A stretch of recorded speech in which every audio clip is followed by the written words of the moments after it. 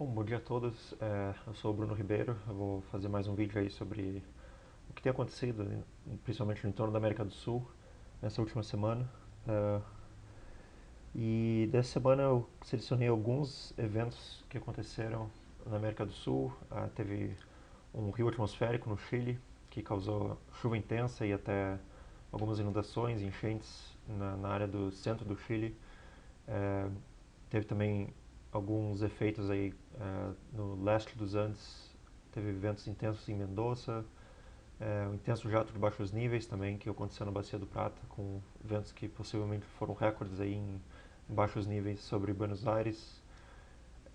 E também a persistência dessa crista sobre o sudeste do Brasil, que tem mantido as temperaturas mais altas do que o normal.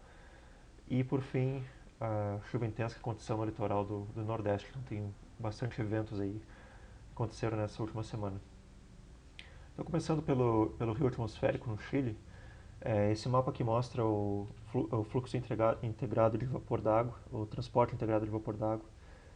Então, em amarelo e laranja, a gente vê aqui que tem áreas com maior transporte de vapor d'água, né? Associado a essas setas aqui também. Então, a gente nota que houve chuva intensa no Chile entre os dias 11 e 13, principalmente. E teve esse rio atmosférico, que a gente chama, né, que é uma área com intenso escoamento, levando bastante umidade, transportando bastante umidade até uma determinada região. Então, na saída desse rio atmosférico, que no caso que era a área do Chile, tem precipitação intensa na maioria das vezes. E nesse caso aqui também tem levantamento orográfico, né, por causa dos Andes que se concentram aqui na fronteira entre o Chile e a Argentina. Então esse rio atmosférico, quando se posiciona perpendicular aos Andes, ele causa intensa precipitação. Então, olhando alguns dados, aqui por exemplo é Concepción, no Chile, que é uma das maiores cidades aí na costa do Chile, registrou, por exemplo, 180 milímetros em 3 dias entre os dias 11 e 13, né, de junho. Então, bastante precipitação nessa região. E houve enchentes, enxurradas e deslizamentos de terra também nessas áreas do Chile. E esse padrão ele esteve associado, se a gente olhar aqui em altos níveis, né, em médios níveis, esse padrão de bloqueio que persiste aqui no Pacífico Sul. A gente vê aqui um bloqueio do tipo ômega, em que tem uma área de baixa pressão, uma área de alta pressão mais a sul, ou em direção aos polos, e outra área de baixa pressão no outro lado. Né? Então, um bloqueio do tipo ômega, no caso do hemisfério sul, é um ômega invertido. E esse cavado aqui associado a esse bloqueio ômega maior foi o que causou esse rio atmosférico que atingiu o Chile e causou precipitação intensa. Então, como isso é uma situação de bloqueio, né, um bloqueio ômega, o escoamento ele é bastante lento nessa área.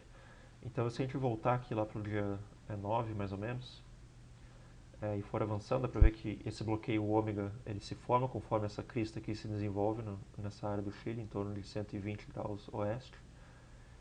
E esse cavado aqui que já estava lá sobre a região associada a esse outro bloqueio, né, que era um bloqueio, nesse caso, de baixa sobre alta, ele se mantém na mesma região, se move muito pouco nesse período, e essa alta que estava em latitudes mais altas, ela acaba sendo engolida por essa outra alta que estava se formando aqui mais a oeste. Então isso tudo se torna um bloqueio do tipo ômega. Então é uma mudança de um bloqueio do tipo baixa sobre alta, e 3 dias depois, 4 dias depois, um bloqueio ômega. Mas a área de baixa pressão ela segue mais ou menos na mesma posição. Né? Então isso aqui é a característica dessas situações de bloqueio, porque o escoamento em médios níveis ele se mantém estagnado, né, bloqueado. Então isso manteve esse rio atmosférico na mesma região por vários dias. Né? Então esse rio atmosférico dá para ver que ele vinha no setor polar dessa alta subtropical aqui no centro do Pacífico Sul, já no dia 9, depois ele foi avançando e aí se intensificou conforme essa baixa se intensificava aqui na costa do Chile. Aí finalmente chegou nesse ponto aqui em que a saída desse rio atmosférico se concentrava na região do centro do Chile. E se a gente olhar aqui as anomalias, né, então voltando lá para o dia 9 e olhando as anomalias de altura geopotencial em 500, dá para ver que tinha aqui, claro, o bloqueio de baixo sobre alta, essa crista que estava se desenvolvendo no centro do Pacífico, que ganha intensidade, que de certa maneira também está associada a essa crista mais subtropical aqui. Então ela se intensifica e aí acaba também desenvolvendo esse outro máximo aqui de anomalias em áreas de latitudes médias, né? E aí esse cavado aqui que estava estagnado na costa do Chile, ele avança um pouco para norte, é, ele se aprofunda e se torna mais anômalo, né? Porque ele está em latitudes mais baixas.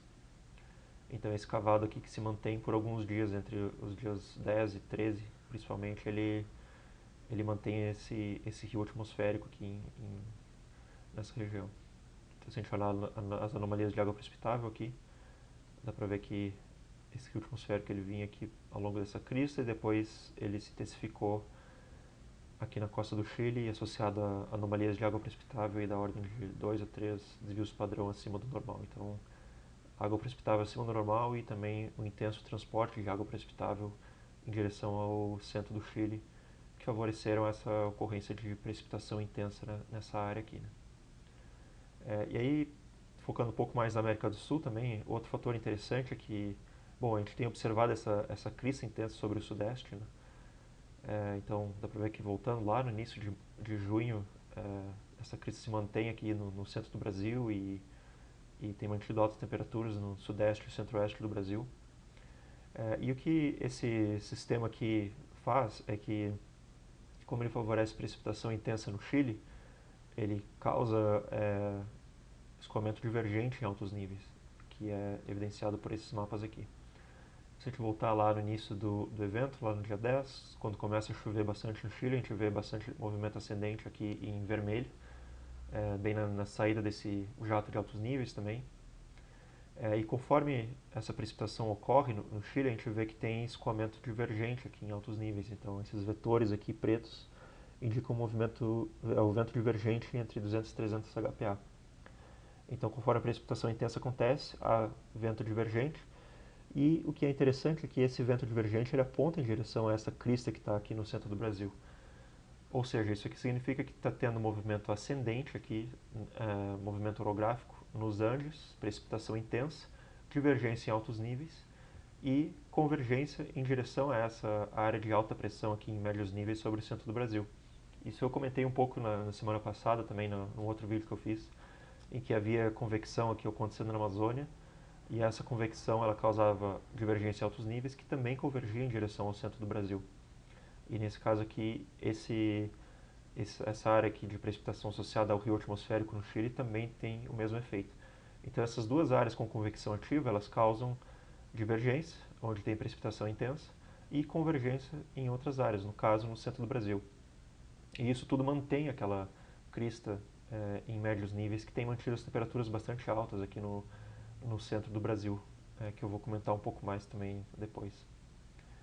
Então todos esses eventos eles estão de certa maneira associados, né, em grande escala.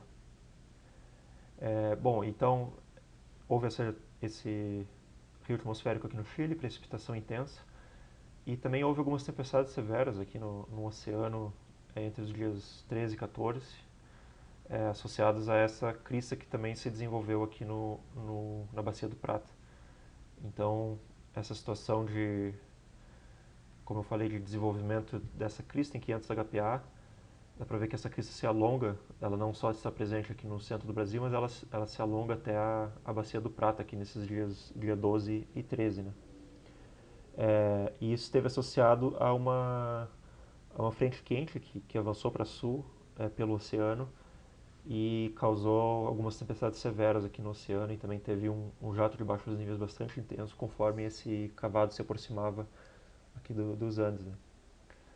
Então esse cavado se aproximava dos Andes, aí finalizou o evento de precipitação intensa no Chile, porque conforme esse cavado se aproxima, esse rio atmosférico ele começa a avançar mais para norte, né? Então ele não fica mais focado nessa área do centro do Chile, mas ele começa a avançar mais para norte e depois acaba perdendo intensidade. Então o cavado começa a atravessar os Andes. E aí cria esse outro rio atmosférico aqui a leste dos Andes, que está associado ao jato de baixos níveis e que transporta umidade desde a bacia amazônica até a bacia do Prata. Então aqui dá para ver que houve essa área aqui associada a esse rio atmosférico e convergência, né, desse transporte de umidade aqui nessa área do Oceano Atlântico. Então analisando campos aqui, dá para ver aqui no...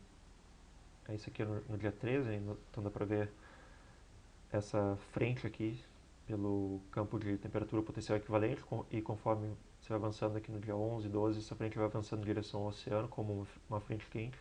Tem a advecção quente associada a ela, nesses contornos brancos aqui. O intenso jato de baixos níveis. E aqui é que houve algumas tempestades severas aqui entre os dias 12 e 14 mais ou menos. Né? Aqui teve outra onda frontal que se formou aqui no dia 13. E outro fator que se observa também é esse intenso jato de baixos níveis, né? Apesar de ser inverno, que quando o jato de baixos níveis se torna bastante intenso às vezes. Aqui dá pra ver que tem 60 nós até de escoamento em 850, então é bastante anômalo, né, esse escoamento em 850. E pelas anomalias aqui padronizadas dá pra ver que esse vento em 850 ele atingiu até 3 a 4 desvios padrão acima do normal, que é bastante incomum, né? Infelizmente não teve sondagens aqui em alguns pontos no sul do Brasil e na Argentina, principalmente aqui as 12 UTC, né, em Buenos Aires. Possivelmente seria uma sondagem com recorde de vento em 850, mas não houve sondagem naquele dia em Buenos Aires, infelizmente. Então aí um sistema bastante intenso, né? E nesse caso não teve associado muito a tempo severo no sul do Brasil, mas houve algumas tempestades severas no Uruguai, principalmente já no dia 14, né? Que é nessa situação aqui em que o jato de baixos níveis estava mais sobre o sul do Brasil e havia convergência aqui em direção ao Uruguai, né? Dá para ver que está mais ou menos na saída do jato de baixos níveis. Então nessa ocasião aqui no dia 14 houve tempestades severas no Uruguai, que é também conforme essa frente fria se aproxima, né, do Uruguai aqui. E havia a equipe da parcela mais estável em torno de 1.000, 2.000 joules por quilograma, tá?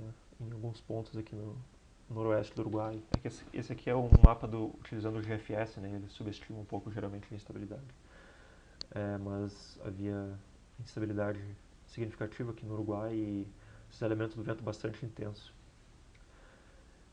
E outro evento interessante que aconteceu foi esse escoamento que acontece a leste dos Andes, em que quando tem intenso escoamento perpendicular aos Andes, tem movimento ascendente nesse lado dos Andes e movimento descendente no lado argentino. Então, ao longo do dia 13, houve rajadas de vento intensas, né, em áreas da província de Mendoza, por exemplo. E essa aqui é uma sondagem de Mendoza, às 12 TC do dia 13, que mostra esse perfil de sino, né, um triângulo aqui em baixos níveis, que significa que está tendo aquecimento adiabático, ou seja, o vento está descendo rapidamente e está aquecendo a troposfera nesses níveis mais baixos e ao mesmo tempo secando, né, a troposfera.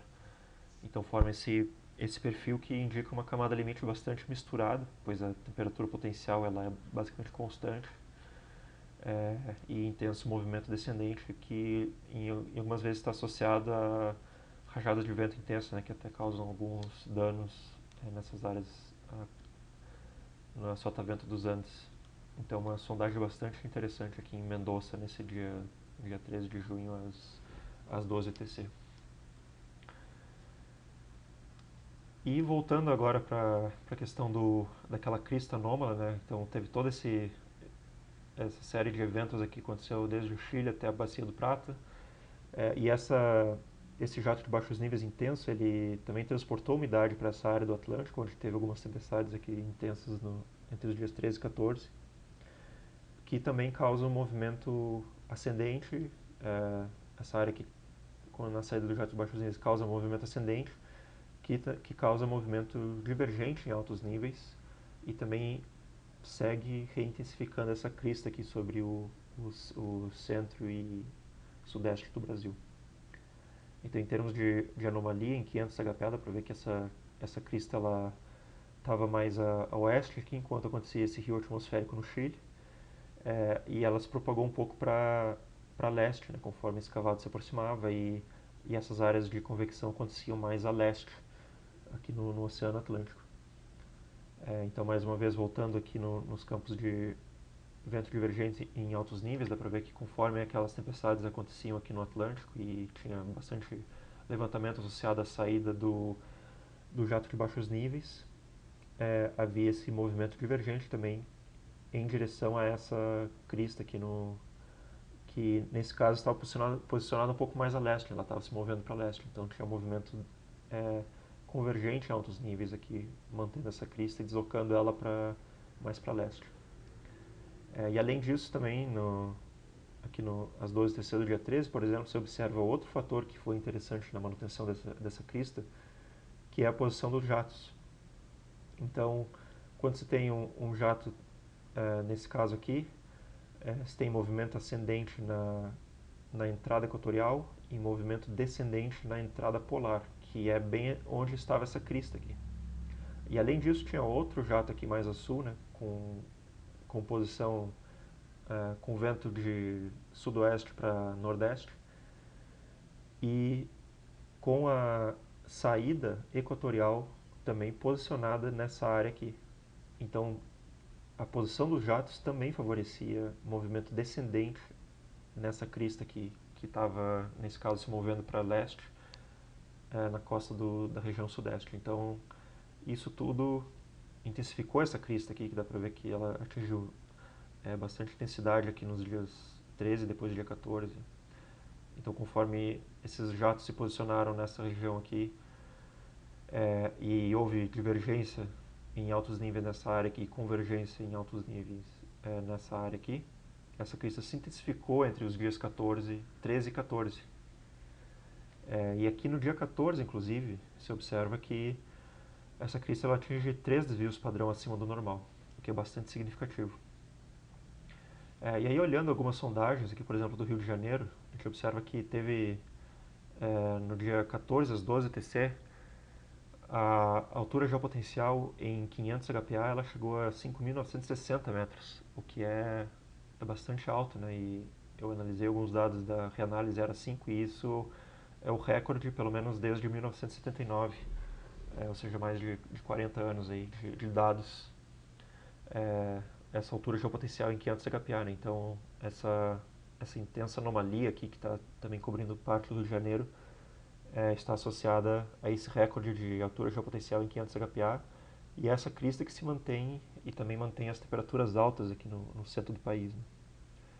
Analisando alguns recordes, por exemplo, esse loop aqui mostra onde houve recordes de temperatura, então tem aqui recordes tanto diários, né, para um determinado dia do ano, quanto mensais, e teve alguns recordes, pelo menos diários, e até um ou outro recorde mensal que foram observados aqui nessas áreas do centro do Brasil e até Paraguai e Bolívia também.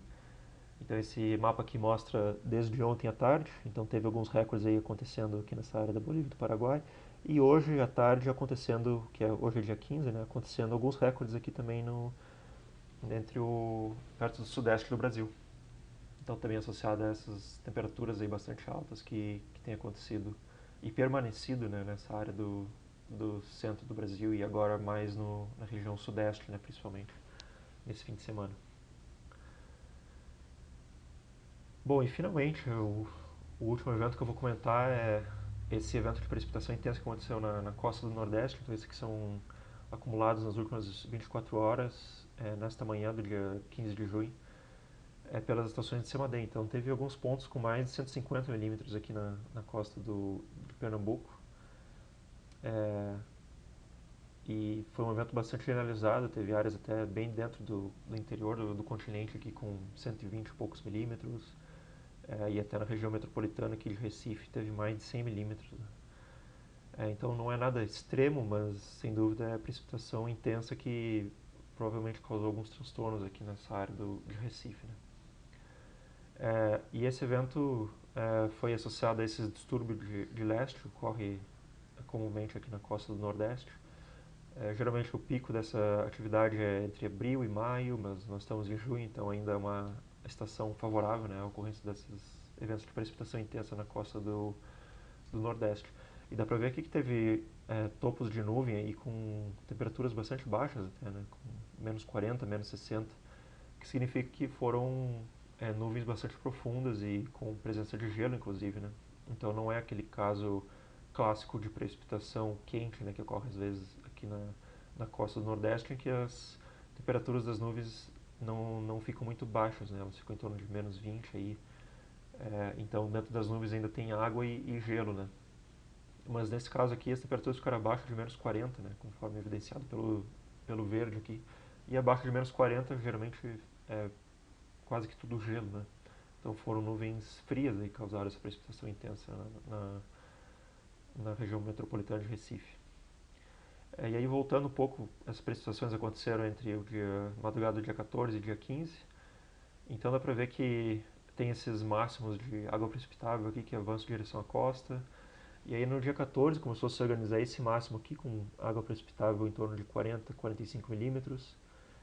E aí na tarde e noite do dia 14 dá para ver que a água precipitável ela aumenta, né, provavelmente associada à convergência em baixos níveis ao longo desse distúrbio de leste. E aí tem água precipitável aqui que excede 50, 55 milímetros, né? Entre 55 e 60 milímetros em alguns pontos ao longo da costa. E também um movimento ascendente, aqui em azul, que não é muito intenso, mas é suficiente para causar precipitação. E além disso, observa uma intensificação desses ventos em 700 HPA aqui. Então o vento ao longo do dia 14, por exemplo, ele estava em torno de 15, 20 nós. E aí na madrugada do dia 14 e final do dia 14 e dia 15 ele começa a chegar a 20, 25 nós aí em alguns pontos, até 30 nós aqui dentro do continente. Então parece que houve esse distúrbio de leste, que ele aumenta um pouco o vento em 700 HPA, e aí também aumenta um pouco a convergência ao longo da costa, né? Porque provavelmente esse é um dos principais mecanismos que causa a precipitação intensa. E também tem algumas áreas com elevação mais alta aqui no interior do Nordeste que também favorecem precipitação orográfica, né, em alguns pontos.